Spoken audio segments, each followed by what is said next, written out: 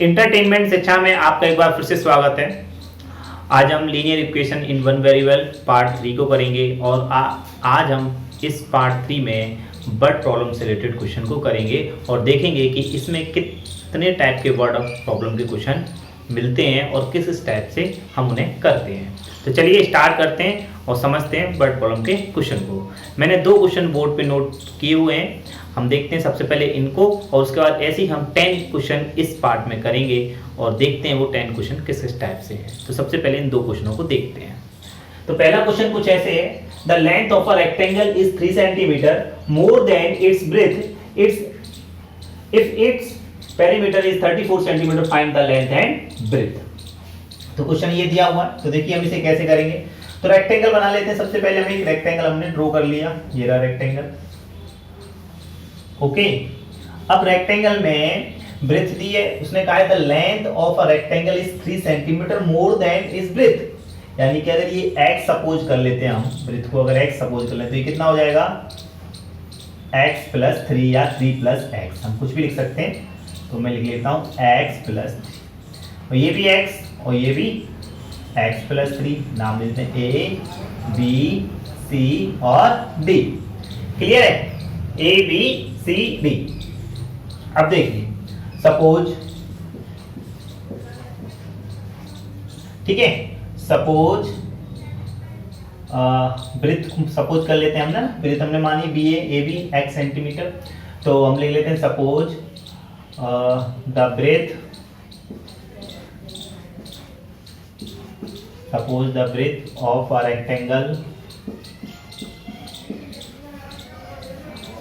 rectangle be x and length x plus 3, ठीक है ना।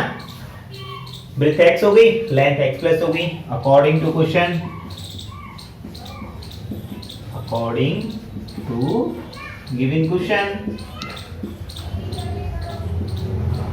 अकॉर्डिंग टू गिवन क्वेश्चन क्या कह रहा है कि if its perimeter is 34 centimetre, if its perimeter is 34 centimetre, तो वी नो AB प्लस, आप जानते हो कि किसी भी शेप का जिसकी साइड दी हो उसके अगर सभी साइड ऐड कर दी जाए तो पेरीमीटर हो जाएंगे। तो AB plus BC plus CA plus CD, clear है, इक्वल टू 34 सेंटीमीटर। तो इनकी वैल्यू रख देंगे। AB की कितनी है x, BC की x प्लस 3 प्लस CA की CA लिख दिया, सॉरी CA नहीं आएगा, CD आएगा, और DA, यहाँ मिस्टेक होगी, DA सभी side AB BC CD DA, clear है। तो ये सभी साइड को ऐड कर लेते हैं। तो x प्लस 3, CD की वैल्यू कितनी है x, और फिर से x plus 3 is equal to 34 centimetre. अब हमें क्या करना है, इन सबको ऐड कर देना है ना। x 4x और 3 और 3 6 is equal to 34 centimetre, clear है। अब हम क्या करेंगे, 4x is equal to 34 minus 6, तो 4x इज इक्वल टू कितना आएगा, 34 में से 6 जाएंगे तो 34 में 6 जाएंगे तो 28, यानी कि x is equal to 28 upon 4, फिर से हम x 7, यानी कि जो x की वैल्यू आ गई 7 आ गई। Hence the breadth of a rectangle B, rectangle is 7 centimetre and length is 7 plus 3 यानी कि 10 सेंटीमीटर, 7 प्लस 3 यानी कि 10 सेंटीमीटर। तो ये 7 हो जाएंगे, यानी कि ब्रेथ 7 सेंटीमीटर और ये 10 सेंटीमीटर, यानी नीचे लिख देते हैं 10 सेंटीमीटर। अब जरा देखिए कि तो 3 सेंटीमीटर मोर भी है, और देखिए 10 है ना, 7 कितना हो गया 17, और 17 34, पेरीमीटर कितना आ जाएगा 34। तो इस तरीके से हम क्वेश्चन को सॉल्व कर सकते हैं, ठीक है। आगे देखिए क्वेश्चन नंबर 2 को, क्वेश्चन नंबर 2 कैसे करेंगे। तो क्वेश्चन नंबर 2 क्या कहता है, the sum of 2 number is 85, if one number exceed the other by 7, find the number. यानी कि 2 नंबर है जिनका ऐड है ना 85 है, और उसमें से एक नंबर सेकंड नंबर से 7 लार्ज। तो देखें कैसे करेंगे। तो सपोज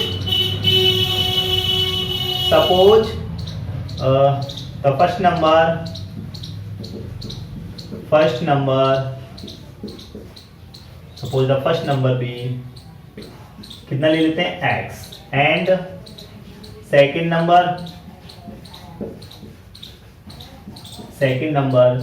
क्या आ जाएगा? Second number 85 minus x. ठीक है ना? देखिए अगर टू नंबर ऐसे हैं जिनका ऐड मान लो 10 है, ठीक है, उसमें से एक 4 है, तो सेकंड क्या आएगा आपका? वो 6। क्लियर है ना? तो 6 कैसे आया? तो 10 में से 4 को लेस किया तभी तो 6 आया ना। वही है, अगर हमने एक x मान लिया तो दूसरा क्या होगा? 10 माइनस एक्स, तो 6 आ जाएगा। वैसे ही 85 minus x. According to given question, okay, according to given question तो हम क्या करेंगे? एक तरफ x लिख लेंगे, एक तरफ 85 माइनस एक्स। अब वो ये कह रहा है कि एक नंबर जो ना इसमें से 7 ज्यादा, अब किसी एक नंबर को 7 आप ज्यादा कर दीजिए, इसको दिखा दीजिए, उसको दिखा दीजिए, हम इसे दिखा देते हैं कि ये नंबर, अगर हम ये कहते हैं कि ये नंबर ज्यादा है, कोई भी एक दिखा दो, यहाँ पे ऐसा नहीं इक्वल हो जाएगा, एक नंबर ज्यादा है तो अगर ये ज्यादा मान रहे हो तो इसमें 7 जोड़ दीजिए, अगर ये ज्यादा मान रहे हो तो इसमें 7 जोड़ दीजिए, हम इससे ज्यादा समझ रहे हैं तो इसमें 7 हम ऐड कर देते हैं। ठीक है ना? अब इसे सॉल्व कर लीजिए आप। x plus 7 is equal to 85 minus x, x को दलनाएंगे तो कितना हो जाएगा? 2x is equal to 85 minus 7, यानी कि 2x इज इक्वल टू 85 में से 7 जाएंगे तो कितने बचेंगे? 78 है ना? तो x का 78 अपॉन 2 का डिवाइड देंगे, 2 3 जा 6 है ना, और 1 8 39, यानी कि x की वैल्यू आ गई 39। तो एक नंबर 39 हो गया। हेंस आप लिख सकते हो the first number is 39 and second number is 39 में आप क्या करें? 39 में क्या करें? 85 में से 39 को लेस कर दें, 85 माइनस 39, 5 में से 9 जाएंगे तो 6, यानी कि 15 में से 9 यानी कि 7, 7 में से 3 जाएंगे तो 46। तो 9 और 6 15, 4 और 3 7 और 1 85, और इसमें से 7 नंबर लार्ज भी है। तो देखो ये जो नंबर है 7 इससे लार्ज, इसमें 7 ऐड करिए, 9 और 7 16, 3 1 4। तो इसका मीनिंग ये हुआ कि आंसर हमारे सही है। तो आपने देखा कि क्वेश्चन नंबर फर्स्ट और सेकेंड हमने कैसे किए। अब देखते हैं क्वेश्चन नंबर थर्ड और फोर्थ को। तो सबसे पहले मैं क्या करूँ, इसे क्लीन कर देता हूँ और उसके बाद में आपको थर्ड और फोर्थ बताते हैं। आइए अब समझते हैं question number third and fourth को। तो थर्ड क्वेश्चन कैसा है? The sum of digit of 2 digit number is 12 if the new number formed by reversing the digit is less the original number by 54, find the original number. तो हमें original number find करना है। तो उसने कहा the sum of digit of 2 digit number is 12। तो देखें कैसे करेंगे। सबसे पहले लेट सॉल्यूशन करते हैं हम, let the unit digit of the original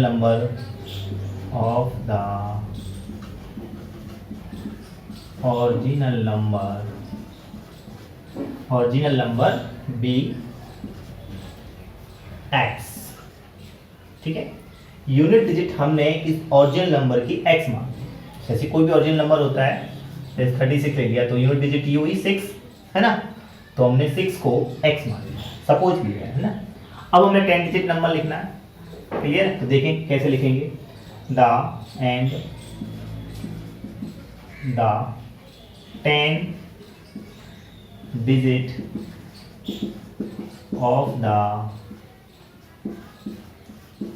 original number be क्या आएगा? x, और उसने दोनों का 12 सम जो है 12 बोला है, तो 10 डिजिट क्या आएगा? यानी कि 12 माइनस एक्स। ओके, x और 12 माइनस एक्स, ये 10 डिजिट नंबर है और ये यूनिट डिजिट का है ना, 10 डिजिट। अब हमें नंबर बनाना है, ये तो यूनिट डिजिट है। अब आपसे कहे कि भाई एक यूनिट डिजिट सपोज 3 है और 10 डिजिट नंबर 7 है ना। तो आप कहेंगे, तो मैं कहूँगा आपसे कि आप नंबर बनाइए, तो आप कैसे नंबर बना देंगे 73। आप कहेंगे सर ये 10 डिजिट है, आपने ये यूनिट डिजिट है 3 और ये 10 डिजिट है, तो आपने नंबर बनाने को बोला है, हमने बना दिया 73। पर आप ऐसे नंबर मत बनाइए, ये तरीका थोड़ा सा अजीब सा है, क्योंकि नंबर बोल रहे हैं सिंपल, लेकिन यहाँ पर ऐसे बनाएंगे। आप देखिए 7 इंटू 10 डिजिट नंबर, तो उसमें 10 का मल्टीप्लाई प्लस 3 इंटू 1 यानी कि 3, तो कितना हो जाएगा 70 प्लस 3 यानी कि 73। इस तरीके से नंबर बनाएंगे। अगर कोई कहते हैं कि 10 डिजिट नंबर 5 है ना, 10 डिजिट नंबर 5 है, यूनिट डिजिट नंबर 3 है और 100 डिजिट नंबर 2 है, तो हम नंबर बनाइए। तो आप क्या लिखेंगे 253। आपने लिख दिया कि सर 253, ऐसे नहीं, आप लिखिए 2 into 100 plus 5 into 10 plus 3 into 1, तो ये हो जाएगा 200 प्लस 50 प्लस 3 यानी कि 253।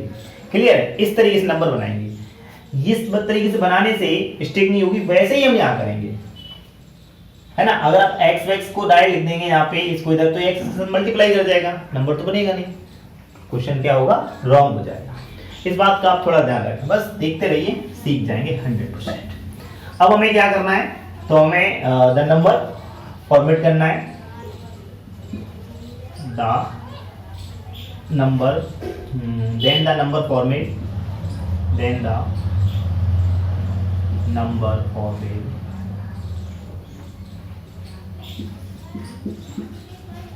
then the number format। क्या बनेगा, ये 10 डिजिट है, तो हम क्या करेंगे, यानी कि 12 माइनस एक्स में 10 का मल्टीप्लाई करेंगे, है ना, 10 का करेंगे मल्टीप्लाई और प्लस यूनिट डिजिट नंबर को ऐड कर देंगे, नहीं एक्स, तो नंबर क्या बन गया हमारा, मल्टीप्लाई कर दिए 120 minus 10x plus x meaning 120 minus 9x, ये नंबर आ गया। ओके, अब वो कह रहा है कि ये तो हमने नंबर, यहाँ तक ये इस टाइप के क्वेश्चनों में यहाँ तक आपको वर्क करना ही करना है। अगर रिवर्सिंग की बात कर रहा है तो आप ये समझो कि यूनिट डिजिट नंबर लेना है, 10 डिजिट नंबर लेना है और उसके बाद एक नंबर बनाना है, ऑरिजिनल नंबर। इतना वर्क तो करना ही करना है। अब इससे आगे क्या दिया हुआ, if the new number format reversing, यानी कि रिवर्स हो जाते हैं, यानी कि यूनिट डिजिट जो थी 10 डिजिट बन जाती है और 10 डिजिट यूनिट डिजिट बन जाए। जैसे कि अभी हमने सोचा कि 36 है, तो इसे रिवर्स कर देंगे तो कितना हो जाएगा 63, यानी कि यूनिट 10 बन गई और 10 जो है यूनिट डिजिट बन गई। अब हमें क्या कह रहा है, reversing the digit of less than original number by 54। अगर ओरिजिनल नंबर यानी कि इस नंबर में से मैं 54 को लेस कर दूं तो ओरिजिनल जो नंबर है, यानी कि सपोज ओरिजिनल नंबर 36 है या 63 ओरिजिनल नंबर है, अगर इस 63 में से 54 को लेस कर दूं तो 36 आ जाना चाहिए। क्वेश्चन ये है, तो हम कैसे करेंगे देखते हैं, समझते हैं। सबसे पहले हम लिख लेंगे on reversing the digit, on reversing the digit,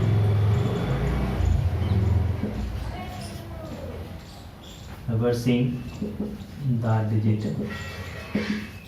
ठीक है, on reversing the digit the original number, original number.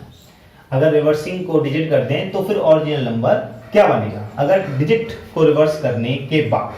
तो ऐसी सिचुएशन में हम क्या करेंगे, जो x है उसमें 10 का मल्टीप्लाई कर देंगे, ये 10 डिजिट हो गया, है ना, सॉरी ये 10 डिजिट हम सही है, 10 डिजिट हो गया और ये यूनिट डिजिट हो गया और यूनिट डिजिट को ऐड कर देंगे हम, तो कितना हो जाएगा 12 माइनस एक्स, ऐड कर दिया। अब यहाँ से नंबर क्या बनेगा, देखो 10x प्लस 12 माइनस एक्स, तो नंबर आया हमारा 10x में से माइनस एक्स कर देंगे 9x प्लस 12। ओके, कितना आया 9x प्लस 12। अब according to question, according to given question, according to given question. अब क्या करते हैं हम, ओरिजिनल नंबर 120 है, 120 माइनस 9x, है ना। वो ये कह रहा है कि ओरिजिनल नंबर में से अगर 54 को लेस कर दिया जाए तो नंबर रिवर्स हो जाते हैं, यानी कि ये नंबर बन जाता है। तो हम इसमें से 54 को लेस कर देते हैं और नंबर लिख देते हैं ये 9x प्लस 12। ओके, इसको हमें सॉल्व करना है, तो मैं इसको यहाँ पे सॉल्व कर देता हूँ। ठीक है ना, रेड मार्कर से। आप देखिए किस तरीके से करेंगे। 120 माइनस 9, 120 में से 54 को लेस कर लेंगे और 9x को इधर ले जाएंगे और 12 को इधर ले आएंगे। तो कुछ इस तरीके से देखें, 120 में से 54 को लेस करिए, कितने आएंगे, 10 में से 4 जाएंगे तो 6, यहाँ रह जाएंगे 11, 11 में से 5 जाएंगे तो 6, ठीक है ना। अब इधर ये माइनस प्लस के इधर आएंगे, किसको जाएंगे, माइनस के 12, इसमें से भी माइनस के 12 कर दीजिए और 9x को उधर ले जाइए तो कितना हो जाएगा 18x, यानी कि 9x उधर जाएंगे तो प्लस के हो जाएंगे साइड और साइड प्लस के हो जाएंगे तो 18x हो जाएगा। क्लियर है। इसे मैं ऐसे भी लिख सकते हैं, यहाँ मैं आपको थोड़ा सा लिख देता हूँ, 120 और minus 54 minus 12 is equal to 9x plus 9x। इस तरह से 12 इधर आ गए तो माइनस हो गए। अब इनको आप लेस ऐड करके फिर अब इसमें से हमें क्या करना होगा, देखिए 66 में से 12 को लेस कर दी, 6 में से 2 गए तो कितने रह गए 4 और 6 में से 5 गए तो 54 इक्वल टू 15x। क्लियर है। अब देखें तो यानी कि x इक्वल टू 54 अपॉन 18, तो अंश 18 का डिवाइड करेंगे तो x इक्वल टू 3 कैंसिल हो जाएगा 3 टाइम। ओके, तो x की वैल्यू आ गई 3, तो x की वैल्यू 3 आ गई। तो अब हमें नंबर बताना है कि उसने कहा फाइंड द ओरिजिनल नंबर, तो फाइंड द ओरिजिनल नंबर देखते हैं। तो फाइंड द ओरिजिनल नंबर यहाँ लिख देंगे, हेंस द ओरिजिनल नंबर, हम लिखेंगे हेंस द ओरिजिनल नंबर क्या था 120 minus x, 120 minus x 9x, sorry 120 minus 9x, तो 120 माइनस 9 इंटू 3, 120 माइनस 27, ठीक है, 10 में 7 3, 11 रह गए यहाँ पे, 11 में से 2 गए तो 93, ठीक है ना 93। अब देखिए क्या इन दोनों को ऐड करिए, 9 और 3 को ऐड करेंगे तो 12 आ रहा है। उसने कहा कि अगर आप 54 को लेस कर दीजिए, अब इसमें 54 को लेस करते हैं, वेरीफाई देख लेते हैं कि 54 को लेस करके देखते हैं कि क्या आता है, कि नंबर रिवर्स होते हैं। यहाँ रह गए, यहाँ कितने हो गए 13 में से 4 गए तो 9 और यहाँ कितने रह गए 8 में से 5 गया तो 3। तो देखा 93 39 तो रिवर्स हो गए, डिजिट रिवर्स हो गई। तो बस यही आपको इसमें बताना था। तो इक्वेशन हो गया, ठीक है, तो आंसर आ गया 90, ये ओरिजिनल नंबर है 93। तो देखा आपने किस तरीके से क्वेश्चन करेंगे, बिल्कुल से इजी लगेंगे, बस आपको थोड़ा सा ध्यान देखना है, ध्यान से देखना है कि कोई कहीं कुछ आपसे कुछ बात मिस्टेक ना हो जाए, और कुछ भी अगर कुछ मिस हो रहा है तो आप दोबारा से वीडियो देख लीजिए, है ना। अच्छा, अब देखते हैं क्वेश्चन नंबर 4 को। फोर्थ क्वेश्चन क्या कहता है, among the two supplementary angle the measure of the larger angle is 36 more than the measure of smaller, find their measure, है ना। तो हमें एंगल बताने हैं, इसमें मेजर एंगल कितने होंगे, एंगल को हमें बताना है। तो कैसे हम इस क्वेश्चन को करेंगे, तो देखिए हम कैसे क्वेश्चन को करेंगे। तो सबसे पहले हम लिख लेंगे let the one angle be x, suppose the one angle be x and another angle b x plus 36, यानी कि एक एंगल x ले लिया और एक एंगल 36 ले लिया। अच्छा, सप्लीमेंट्री एंगल क्या होता है, सप्लीमेंट्री एंगल वो होते हैं जिनका ऐड 180 डिग्री हो, यानी कि ऐसे टू एंगल जिनका ऐड 180 डिग्री हो। जैसे सपोज 10 का सप्लीमेंट्री एंगल क्या होगा 170, है ना। 20 का सप्लीमेंट्री एंगल क्या होगा 160, क्लियर है। 100 का 80, 80 का 100, ये आपस में सप्लीमेंट्री है। 80 का सप्लीमेंट्री क्या है 100, 100 का सप्लीमेंट्री क्या है 80, क्लियर है। 90 का सप्लीमेंट्री 99, है ना। तो इस तरीके से हम सप्लीमेंट्री क्या है आगे बढ़ते हैं। उसने कहा then the measure of smaller find the measure angle. तो अब कैसे करेंगे, अब हम लिखेंगे now both are angle supplementary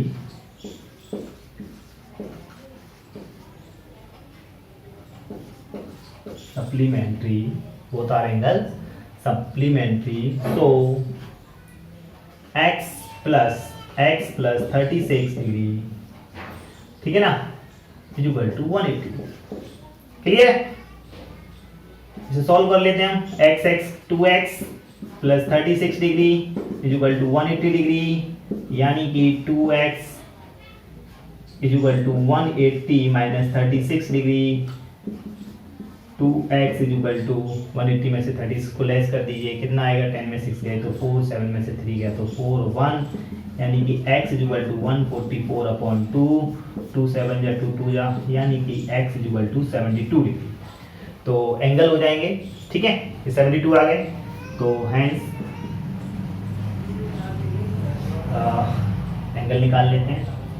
hence one angle are ले लेते हैं ना। Hence angle are angles are, एक तो 72 कॉमा x प्लस 36, यानी कि 72 प्लस 36 कितना आ जाएंगे एंगल? वैल्यू क्या आ जाएगी? लिख लेते हैं 7 6 और 2 8 और 7 और 3 10, 108, ठीक है ना। तो एक एंगल आएगा 72 डिग्री, एक आएगा 108 डिग्री, यानी कि 108 डिग्री। तो इस तरीके से हम क्वेश्चन नंबर 3 और क्वेश्चन नंबर 4 को करेंगे। आई होप कि आपको अच्छी तरह समझ में आ रहा होगा कि हमने ये किस तरह से। अब आप देखिए, इनको ऐड करिए 2 और 8 को, 2 और 8 कितने हो? 10, 7 और 1 8 और 1, यानी कि 180। तो 180 हो रहा है, तो 72 का सप्लीमेंट्री एंगल क्या होगा? 108। 108 का सप्लीमेंट्री क्या होगा? 72।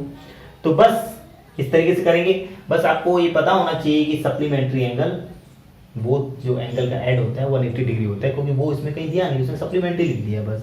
अब आपको ये नहीं मालूम होगा कि 180 डिग्री होते हैं तो फिर क्वेश्चन आगे होगा नहीं, तो ये जानना थोड़ा सा जरूरी है। तो चलिए अब क्वेश्चन नंबर 5th और 6 को देखते हैं कि 5th और 6 क्वेश्चन कैसे हैं। तो सबसे पहले हम क्या करें, हम इसे क्लीन कर लेते हैं बोर्ड को। आइए समझते हैं क्वेश्चन नंबर 5 एंड 6 को और देखते हैं क्वेश्चन नंबर 5 कैसा है। In an isosceles triangle the base angle are equal and the vertex angle is 80 degree, find the measure of the base angle. तो आइसोसेलेस ट्रायंगल सबसे पहले ड्रॉ कर लेते हैं। ये हमने आइसोसेलेस ट्रायंगल ड्रॉ कर लिया, ओके। इसमें ये एंगल इस एंगल के इक्वल है, ये वर्टिस एंगल है, क्लियर है। ए बी सी ये साइड के इक्वल होगी, और इसे x डिग्री ले लेते हैं तो ये भी x डिग्री हो जाएगा, और ये 80 डिग्री क्वेश्चन में दिया हुआ है। अब सॉल्यूशन करते हैं। Let the base angle be x and vertices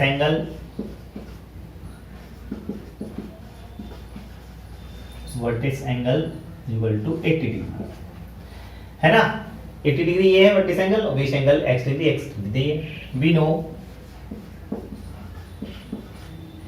किसी भी ट्राइंगल के इंटीरियर एंगल जो है 180 डिग्री होते हैं इनका सम, है ना। ये और ये ऐड कर लें आप, यानी कि angle A, angle B, angle C को अगर ऐड करेंगे आप तो कितना ऐड आएगा? 180 डिग्री। तो we know angle A plus angle B plus angle C is equal to 180 degree. Angle A की value 80 degree plus angle B की value x degree plus C की वैल्यू भी x degree equal to 180 degree, ठीक है ना। 2x degree add हो गए 80, right side में जाएंगे तो 180 degree minus 80 degree, meaning 2x degree equal to 100 degree, यानी कि x degree equal to 100 upon 2 cancel करेंगे तो x डिग्री इक्वल टू 50, यानी कि x की क्या वैल्यू आ जाएगी? 50 डिग्री आ जाएगी, ओके। तो इस तरीके से हम क्वेश्चन नंबर 5 को करेंगे। ठीक है, बेस एंगल आ जाएंगे तो ये भी 50 डिग्री का हो जाएगा और ये भी 50 डिग्री का हो जाएगा। हम लिख सकते हैं hence the base angle and the base angle is 50। Okay, अब बात करते हैं हम क्वेश्चन नंबर 6 की। तो देखिए क्वेश्चन नंबर 6 लिख रहा है। क्वेश्चन नंबर 6 बहुत ही अच्छा है। 3 prize are the to be distribute in a quiz contest the value of second prize is 5/6 the value of the first prize. यानी कि जो फर्स्ट प्राइज है, सेकंड प्राइज की जो वैल्यू है वो फर्स्ट प्राइज की 5/6 है। द आगे देखें and the value of third prize, जो थर्ड प्राइज की वैल्यू है, is 4/5 of the second prize. जितना सेकंड प्राइज की वैल्यू उसका 4/5 है। If the total value of the 3 prize is 150 find the value of each prize. तो कोई constant हो रहा है उसमें, तो उसमें ये प्राइस दी जा रही है, तो उनकी जो वैल्यू है वो इस क्वेश्चन में बताई गई। हमें find the value of each price, हमें हर प्राइस की वैल्यू फाइंड करनी है। तो देखें कैसे करेंगे। तो सॉल्यूशन क्या होगा इसका, तो देखें कि सपोज यानी कि suppose the value of first prize is equal to x। ठीक है ना, हमने फर्स्ट प्राइज की वैल्यू ले ली x, then the value of second prize. Okay, second prize की वैल्यू क्या होगी, सेकंड प्राइज की वैल्यू लिख लेते हैं हम x, उसने क्या था 5/6, second prize is 5/6 the value of the first prize. तो हम इसे इंटू 5/6 कर देते हैं। ओके, तो ये आ जाएगा 5x/6। क्लियर है। And the value of third prize, तो थर्ड प्राइज की वैल्यू क्या आएगी, देखिए 5x/6। अब देखिए उसने क्या कहा है, third prize 4/5 of the second prize. Second prize का 4/5 कर दें अगर हम, तो थर्ड प्राइज की वैल्यू आ जाएगी। तो सेकंड प्राइज की वैल्यू ये थी, इसका हम 4/5 मल्टीप्लाई कर लेते हैं, इसे सॉल्व करेंगे तो 5 से 4/5 ना 4/5, तो फिर 5 से 5 कैंसिल हो जाएगा, 2 2 जा 4, 2 3 जा 6, यानी कि 2x/3 ये वैल्यू आ जाएगी। तो हमने तीनों प्राइस की वैल्यू निकाल ली, फर्स्ट प्राइस की x, सेकंड प्राइस की 5x/6 और थर्ड प्राइस की 2x/3। ये कुछ कैंसिल हो गए, तुमने कैंसिल कर दी। अब क्या कहते हैं हम, अब according to the question, according to given question, अब हम जो 3 know if the value of the 3 price is 150, यानी कि तीनों प्राइस की जो वैल्यू है वो 150 है, तो हम क्या करें, हम तीनों वैल्यू को ऐड कर देते हैं ना। तो x plus 5x/6 plus 2x/3 is equal to 150। Okay, अब हम क्या करेंगे, हम इसके नीचे सपोज एलसीएम ले लेंगे, कितना आएगा 6, यहाँ पे आ जाएंगे 6x प्लस 6 का 6 में डिवाइड करेंगे तो 1 टाइम, यानी कि 5x प्लस 3 का 6 में डिवाइड करेंगे 2 टाइम, 2 3 2 है ना, 2 2 जा 4, 4x। अब is equal to 150, cross multiply कर देंगे, वो ऐड कर लेंगे, तो 6 5 और 4, 6 4 10 15x is equal to 150 into 6। तो x is equal to 150 into 6/15, 15 से 15 कैंसिल हो जाएंगे, तो x की वैल्यू 1 टाइम 10 इंटू 6 यानी कि 60 है ना। तो x की वैल्यू 60 होगी, hence the value of first prize value of first prize 60, first prize ₹60, ठीक है ना। एंड सेकंड प्राइज, और सेकंड प्राइज इक्वल टू कितना आएगा, ये था ना सेकंड में 5x इंटू 6 यानी कि 5/6 इंटू 60, 60 कैंसिल हो गए 10 टाइम यानी कि ₹50। एंड थर्ड प्राइज निकालेंगे, थर्ड प्राइज वैल्यू कितनी थी 2x/3, 2x/3, तो 2x/3 को हम ऐसे लिख लेंगे, 2x की वैल्यू कितनी है 60/3, ये कट जाएंगे 2 टाइम 20 यानी कि 40, ठीक है ना। तो कितने रुपए आ गए 20/40, तो ये वैल्यू आ गई, ये वैल्यू आ गई और ये, यानी कि hence the value of the first prize is 60 rupees and second prize 50 rupees की और थर्ड प्राइज 40 रुपीज। क्लियर है। तो इस तरीके से हम क्वेश्चन को करेंगे। आई होप कि आपको अच्छी तरह समझ में आ गए होंगे ये क्वेश्चन। इसके बाद हम क्वेश्चन नंबर 7 और 8 करेंगे, उनको भी देखना, वो भी कुछ अलग टाइप के क्वेश्चन है और ध्यान से देखते रहिए, आपको अच्छी तरीके से समझ में आते रहेंगे। साथ ही साथ मैं डिस्क्रिप्शन में एक फाइल भी अटैच कर दूंगा, उसे आप डाउनलोड करके उसकी भी प्रैक्टिस करिए, उसमें भी इसी टाइप के वन वेरिएबल यानी कि इसी टाइप के क्वेश्चन मिलेंगे आप linear equation in one variable के। तो तैयार रहिए, मैं आपको क्वेश्चन नंबर 7 और 8 आपको बताता हूँ। पहले मैं इसे क्लीन कर लेता हूँ। आइए अब देखते हैं क्वेश्चन नंबर 7 और क्वेश्चन नंबर 8 को। क्वेश्चन नंबर 7 क्या कहता है, the denominator of rational number is greater than it's numerator bye 8 if the numerator is increased by 17 and the denominator is decreased by 1, the number of it is 3/2, find the rational number। तो fraction से related ये question है, ठीक है। हमें rational number find करना है, तो देखें कैसे करेंगे। Solution let us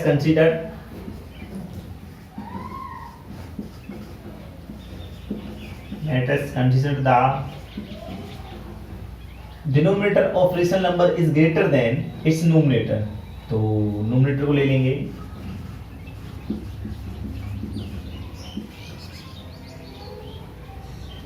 as x, ठीक है ना, and denominator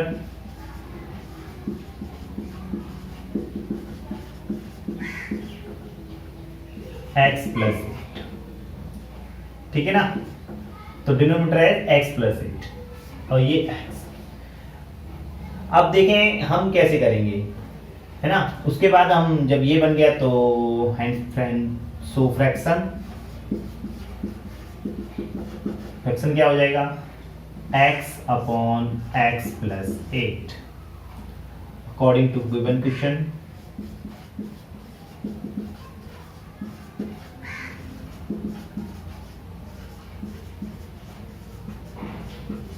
according to given question. तो अब देखिए किस तरीके से करेंगे कि यहां पर आगे बढ़ेंगे। तो सबसे पहले हम x/x plus 8 को नोट कर लेते हैं, ठीक है ना। अब देखिए वो क्या कह रहा है, if the numerator is increased by 17, है ना, न्यूमरेटर में 17 इंक्रीज कर दिए, ठीक है, कर दीजिए। And the denominator is decreased bye 1, denominator में से 1 डिक्रीज कर दिए जी, कर दिए। द न्यूमरेटर ओबिडेंट इज 3/2, है ना, यानी कि द नंबर ओबिडेंट इज 3/2, जो नंबर बनता है वो 3/2 आ जाएगा। ओके, अगर इस x में यानी कि न्यूमरेटर में 17 ऐड कर दो, डिनोमिनेटर में से 1 लेस कर दो, तो फ्रैक्शन जो बनता है वो 3/2 आता है। ये हमें इसमें बताया गया है, या रेशनल नंबर 3/2 आता है। अब हमें ये फाइंड करना है, अब इसे कैलकुलेशन करनी है, तो हम क्या करें, इसका इसमें मल्टीप्लाई कर देते हैं, इसका इसमें मल्टीप्लाई कर सकते हैं क्रॉस मल्टीप्लिकेशन से मेथड से। अब कर दीजिए, 2 का इसमें करेंगे कितना आ जाएगा, 2x और प्लस 34, है ना, इक्वल टू 8 में से 1 जाएंगे तो कितने रह जाएंगे, 7 रह जाएंगे ना। और यहाँ पे 3 कैसे मल्टीप्लाई करेंगे, तो 3x और यहाँ 7 रह जाएंगे प्लस के, तो 3 7 जा 21। फिर से करते हैं, 2x minus 3x is equal to 21 minus 34। Clear है। उसके बाद x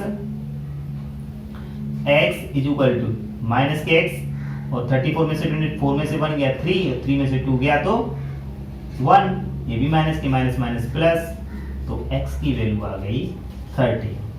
क्लियर है? तो देखें, hence the rational number is 13, तो आएगा ही आएगा 13, है ना? 13 और 13 प्लस 8, 13 में ऐड कर दीजिए तो 21। क्लियर है? अब आप इसे इसके अकॉर्डिंग चेक कर सकते हैं कि 3/2 आएगा कि नहीं आएगा। यहाँ से 1 लेस कर देंगे तो 20 हो जाएगा ये, और 13 में से अगर 17 ऐड कर देंगे तो कितना हो जाएगा? 30 हो जाएगा ये, तो 0 से 0 कैंसिल हो जाएंगे तो 3/2 आ जाएगा। ओके, तो इस तरह से ये क्वेश्चन हम करते हैं डिनोमिनेटर के सिंपल सा क्वेश्चन, तो ज़्यादा कुछ नहीं, बस ये आप यहाँ तक रखिए। उसके बाद जैसे इस क्वेश्चन गया है वैसे वैसे आप करेंगे, आसानी से क्वेश्चन को सॉल्व कर देंगे। ठीक है ना? अब देखते हैं क्वेश्चन नंबर 8 को। क्वेश्चन नंबर 8 का सर बहुत ही अच्छा मोस्ट इंपॉर्टेंट क्वेश्चन है, तो देखिए कैसे रमेश है, सॉरी रमेश लिख दिया, Ramesh has a total of ₹300 in coins of ₹1 and ₹2 and ₹5. The number of ₹2 coins is 3 times the number of ₹5 coins. The total number of coins 160. How many coins each type?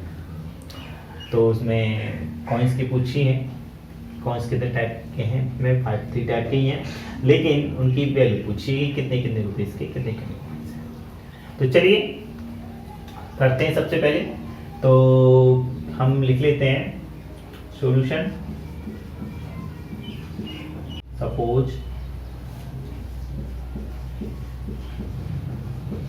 The number of 5 rupees coin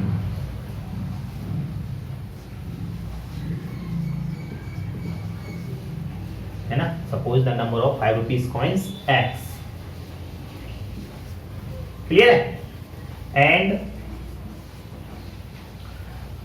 the number of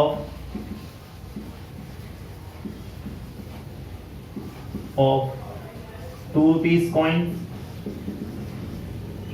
3x.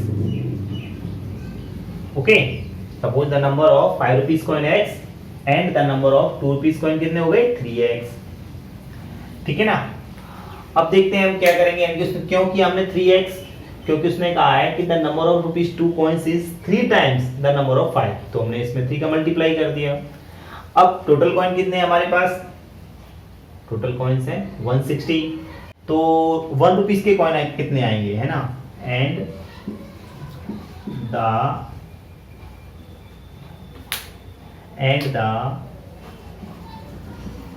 Number of 1 rupees coins is equal to, ये हमने 5 rupees coins की value निकाल ली, यानी कि 5 rupees के coins कितने x, 2 rupees के coin कितने 3x, तो 1 रुपीज के कॉइन कितने आएंगे आप बताओ। अब टोटल कॉइन कितने हैं 160, अगर 160 में से इस कॉइन के नंबर को, इस यानी कि 5 रुपीज के कॉइन्स को प्लस 2 रुपीज के कॉइन को लेस कर दें तो 1 रुपीज के कॉइन ही रह जाएंगे ना रमेश के पास। तो अब हम क्या करें, तो वही हम कर देते हैं 160 माइनस x माइनस 3x, या हम इसको प्लस करके ऐसे लिख सकते हैं। अब हम इसे सॉल्व करेंगे तो कितना होगा 160 माइनस 4x, तो नंबर ऑफ 1 रुपीज कॉइन्स कितने रह गए 160 माइनस 4x। अब इसे हमें सॉल्व करना है according to the question, according to given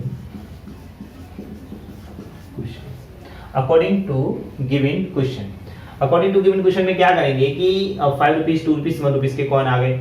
अब देखें हम क्या करते हैं, ध्यान से देखना 160 minus 4x, okay,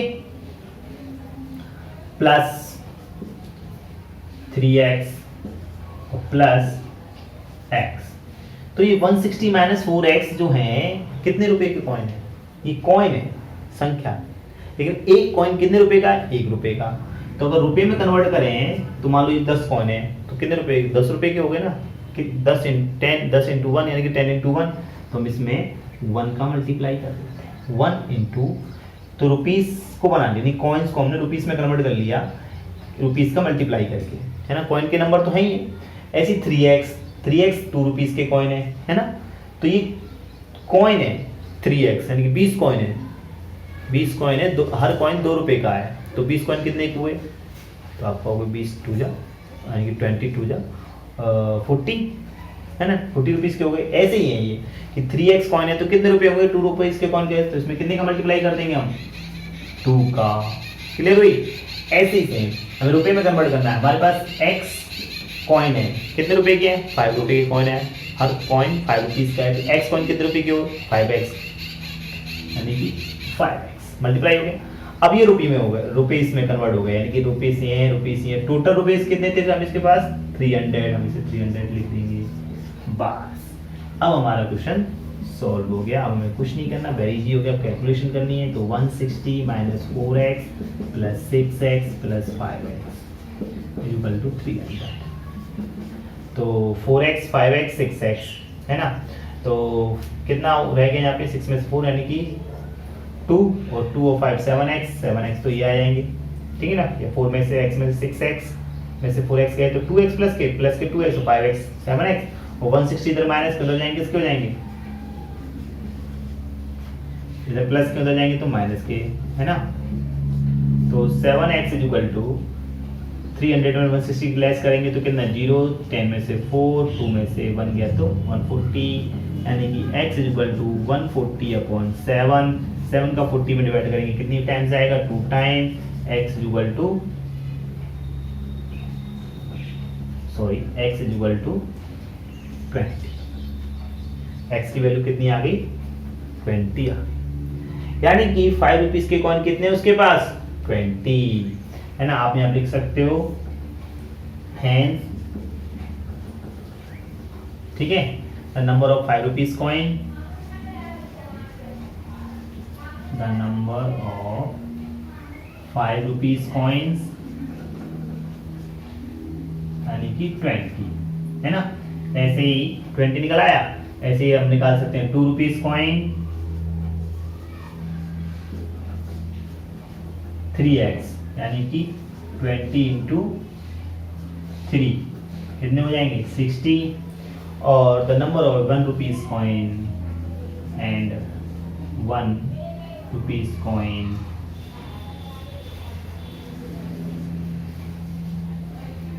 coins 160 minus 4 into 20 कितने आएंगे, 160 माइनस 80 यानी कि 80। तो 20 कॉइन, 60 कॉइन, 80 कॉइन, ठीक है ना।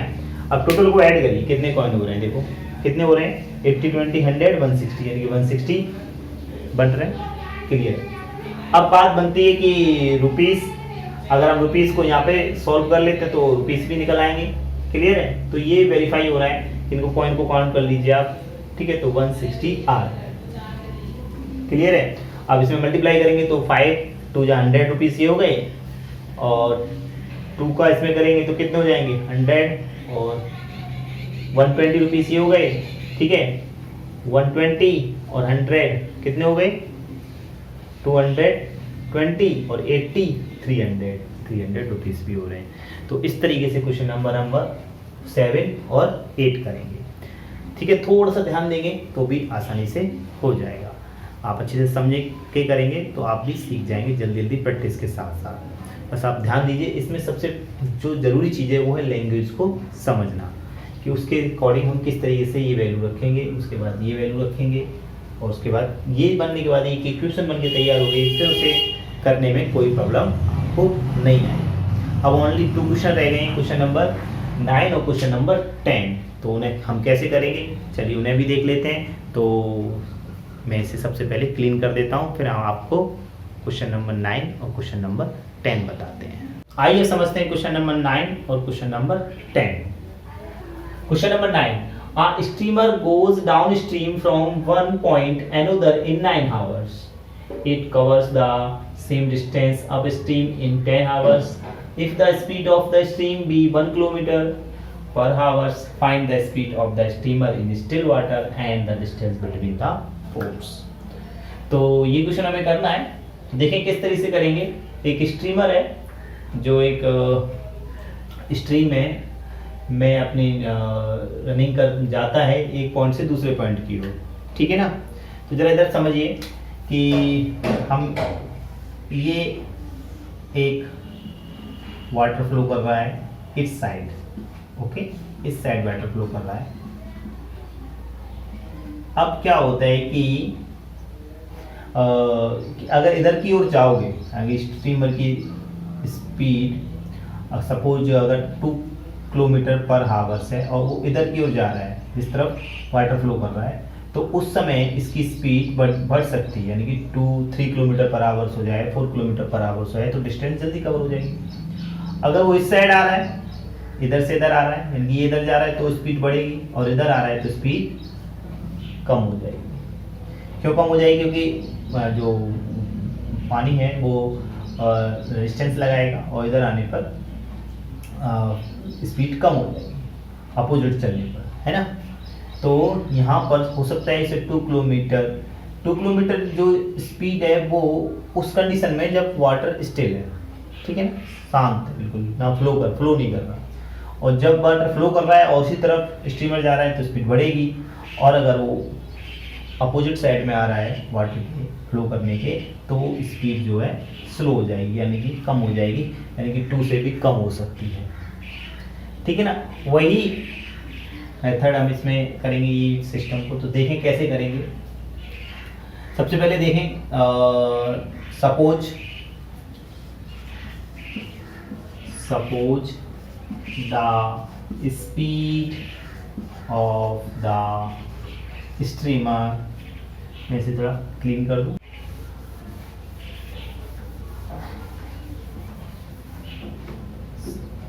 Speed the streamer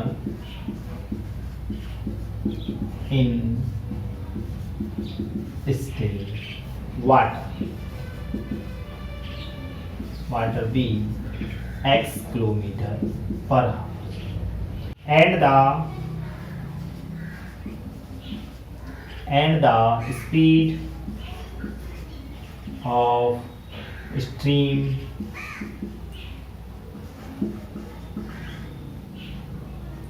one kilometre पर हावर्स, क्योंकि यहाँ दिया है the speed of the stream भी 1 किलोमीटर पर हावर्स। अब अगर हम डाउन स्ट्रीम लिखते हैं, स्पीड ऑफ डाउन स्ट्रीम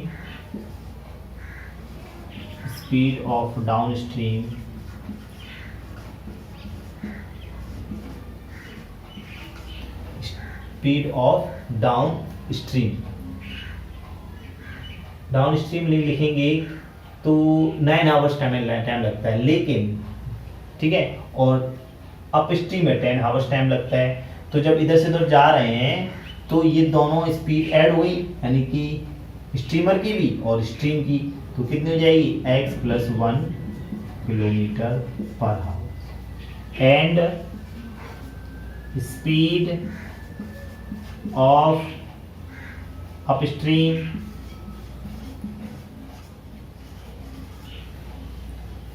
ठीक है। अप स्ट्रीम की स्पीड निकालेंगे तो लेस हो जाएगी, क्योंकि 10 आवर्स लग रहा है, तो कितना हो जाएगा x - 1 किलोमीटर पर हावर्स, इतना हमने लेस कर दिया। By using formula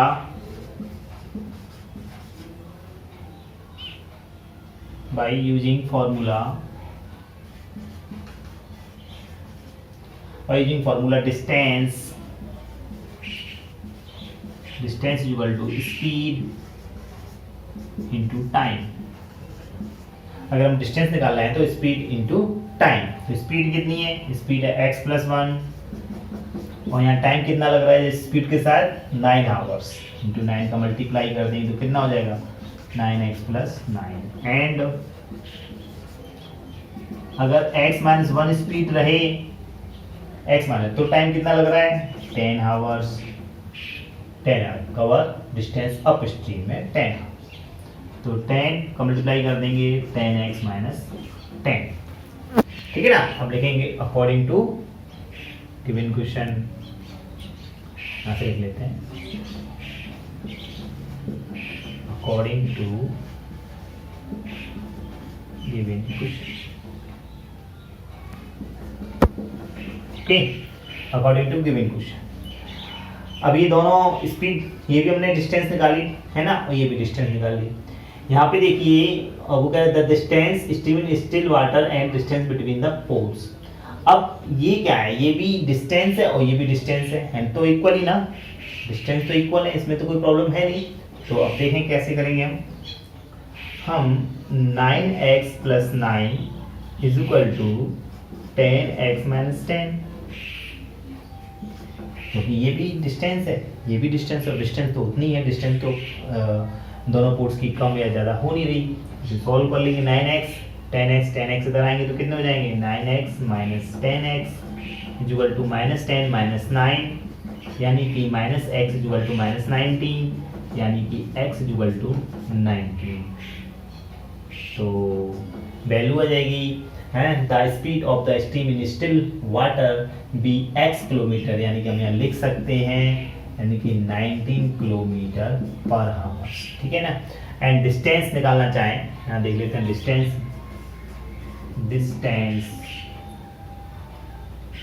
distance between to ports है ना।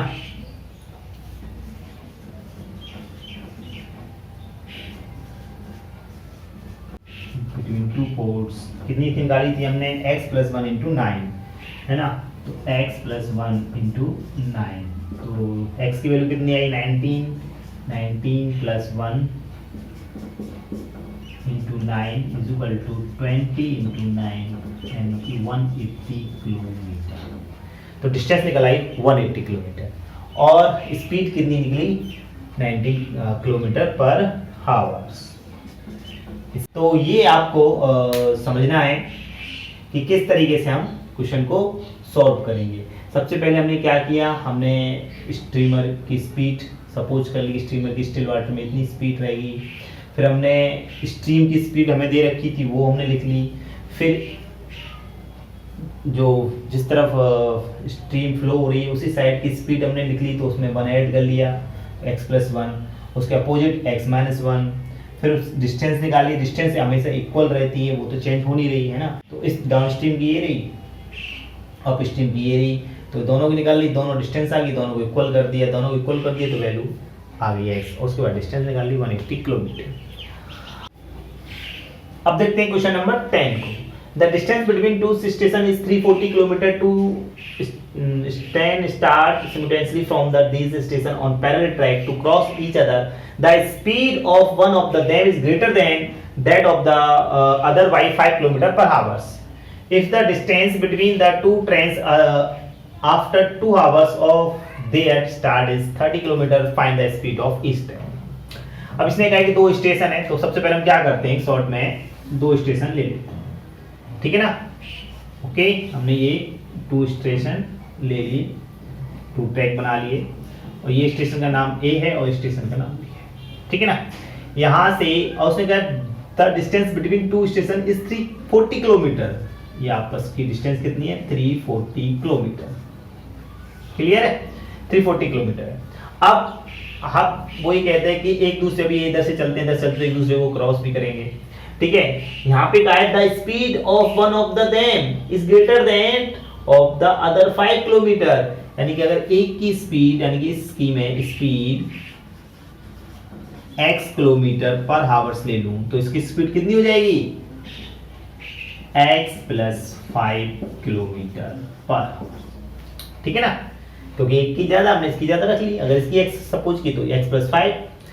If the distance between the two trains after 2 hours of their start 30 kilometre, यानी कि अगर 2 hours ये रन कर लेते हैं, टाइम जो है इनका 2 hours, ठीक है, ये भी 2 hours। तो अब डिस्टेंस कितनी हुई इनकी, अभी हमने फॉर्मूला बताया था, distance equal to speed into time. Speed भी है टाइम भी है, तो कितना हो जाएगा 2x। यहाँ भी स्पीड भी है टाइम भी है, कितना हो जाएगा x, 2x + 10। क्लियर है। अब वो क्या हुआ कि इन्होंने 2x डिस्टेंस रन की, यहां से स्टार्ट किया हो तो ए स्टेशन से, बी स्टेशन जो ट्रेन रन की वो उसने थोड़ी ज़्यादा करी क्योंकि स्पीड ज़्यादा थी, है ना, तो उसकी स्पीड डिस्टेंस जो कवर हुई कितनी कवर हुई 2x + 10। इसके बावजूद भी जो बीच की डिस्टेंस रहेगी वो 30 किलोमीटर रहेगी। तो 2x 30 किलोमीटर और 2x + 10। तो अब हमें टोटल ए और बी की कितनी स्टेशन के बीच डिस्टेंस थी 340, और इसको ब्रेक टुकड़ों में बटा हुआ है। ए ट्रेन ने 2x डिस्टेंस कवर की, इसने 2 आवर्स में 2x + 10 डिस्टेंस कवर की। इसके बावजूद भी 30 किलोमीटर अभी इनके बीच में डिस्टेंस क्रॉस करने के बीच में 30 किलोमीटर की डिस्टेंस रह गई है। तो अकॉर्डिंग टू द क्वेश्चन, है ना, तो कैसे लिखेंगे देखिए जरा, अगर इस डिस्टेंस को इस डिस्टेंस को ऐड कर दें तो किसके इक्वल हो जाएगा, इसी के इक्वल तो हो जाएगा 340 के, तो वही हम कर लेते हैं। तो नाउ 2x + 30 + 2x + 10 = 340। 2x और 2x 4x + 30 = 340, यानी कि 4x = 30 और 10 ये 40 है, 40 आएंगे। 2x = 340 - 40, क्लियर है। तो 4x = 300, यानी कि x = 300/4, यानी कि x = 75। तो x की वैल्यू 75 आ गई, यानी कि यहाँ पर 75 किलोमीटर आ गई आवर्स हो गई, ठीक है ना। तो इसकी वैल्यू कितनी आएगी 80 किलोमीटर पर आवर्स, क्लियर है। 2 आवर्स रन की टाइम हो गया, 2 आवर्स देखो यहाँ लिखा था 2 आवर्स, ठीक है ना, 2 आवर्स। अब 75 80, अब डिस्टेंस देखिए, डिस्टेंस कितनी आएगी 72 यानी कि इसकी डिस्टेंस हो गई 150, 30 है ये, और इसकी कितनी आएगी x + 5 यहीं पे मल्टीप्लाई कर देंगे तो कितना हो जाएगा 70, यहाँ 75 यहाँ पे रखिए तो 150 और 6 10 यानी कि 160 किलोमीटर, ये 150, तो 150 30 और 160, तो टोटल ऐड करिए कितना आ रहा है 340 किलोमीटर। आप देखिए 180 और 160 कितना हो गया 340। तो इस तरीके से हम क्वेश्चनों को सॉल्व करेंगे, ये आपको खुद से करना है, ठीक है। मैंने इसे शॉर्ट तरीके से बताया है, समझाया है, सिर्फ आपको इस तरीके से खुद ही करना है, किस तरह से लिखना है वगैरह वगैरह, ये आपको खुद करना है। मैंने सिर्फ आपको समझाया है एक छोटे से डायग्राम के साथ। आपको आई होप कि आपको अच्छी तरीके से समझ में आ गया है। अगर आपको अच्छी से समझ में आया है तो डिस्क्रिप्शन से क्वेश्चन डाउनलोड करिए और उनकी भी प्रैक्टिस करिए, जिससे आपका मैथ काफ़ी अच्छा हो जाए। और साथ बने रहिए, वीडियो देखते रहिए और मैथ पढ़ते रहिए। वीडियो देखने के लिए आपका बहुत बहुत धन्यवाद।